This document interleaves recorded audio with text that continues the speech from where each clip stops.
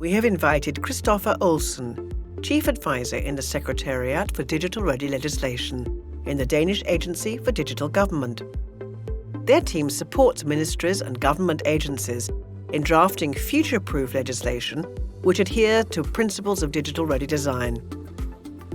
We are glad to pass the floor to Mr. Olsen, who will share Danish input on pitfalls and best practices in legal drafting for smooth digital implementation. The Better Regulation Toolbox stipulates that policies should enable the drafting of digital-ready legislation.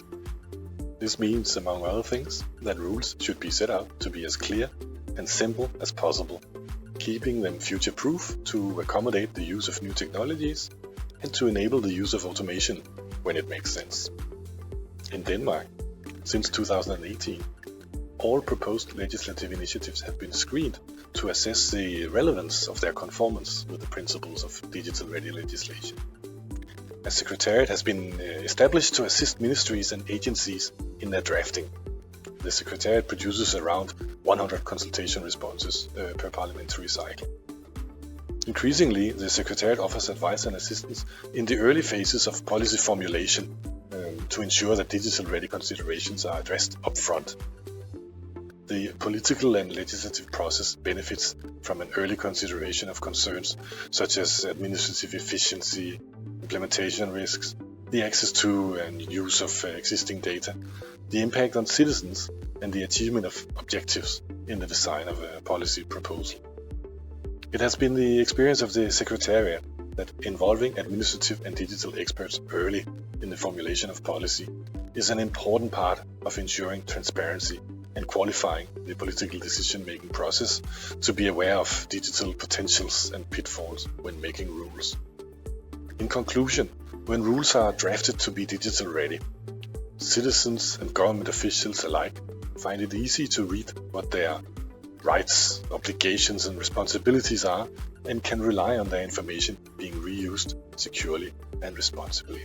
I would like to give you an example of the advantages of digital-ready drafting from our experience in Denmark. Since the recommendations can tend to be a little abstract when removed from the context of rulemaking, it is our experience that specific cases and examples are useful in making digital-ready drafting come alive. It is often also easier to draw a comparison to one's own circumstances on the basis of a specific example.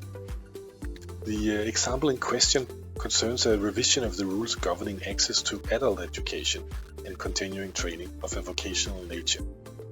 Broadly speaking, in Denmark, employees can attend vocational courses and have their costs for attending the courses reimbursed. Simply put, the purpose of the bill, which is from 2018, is to implement changes to the scheme, which were agreed in a tripartite forum consisting of the government, the employers' organizations and labor unions. The parties to the agreement felt there was a need for changes to ensure a targeted, more flexible and coherent system of adult and continuing training. To achieve this, it is proposed, among other things, to centralize all relevant administration concerning the scheme within a single administrative entity known as the Employers Reimbursement System. Taking advantage of the centralization of administration, the Act simplifies the application and reimbursement process in that it allows applicants to apply for reimbursement at the same time as they register to attend a reimbursable course. In the past, trainees had to apply separately for reimbursement and could not do so until having actually attended the course. After attending the course, trainees had to file an application within a period of 4 weeks of attending the course, which was a thing that many trainees forgot to do. The bill provides a legal basis for the reuse and cross-checking of data regarding the course participant with other registers, including access to information in the government's income register, in order to support the processing of reimbursements and to carry out checks. The Employers Reimbursement System is an example on how digital-ready rules can help to streamline workflows for the most frequent cases based on knowledge of typical behavior of citizens and businesses, while at the same time maintaining the possibility for citizens to have their case assessed on its own merits. Within the Ministry of Education, it is the responsibility of the National Agency for IT and Learning to assess the extent to which a draft act complies with the principles for digital-ready legislation. The agency involves the relevant product owners, data specialists, etc.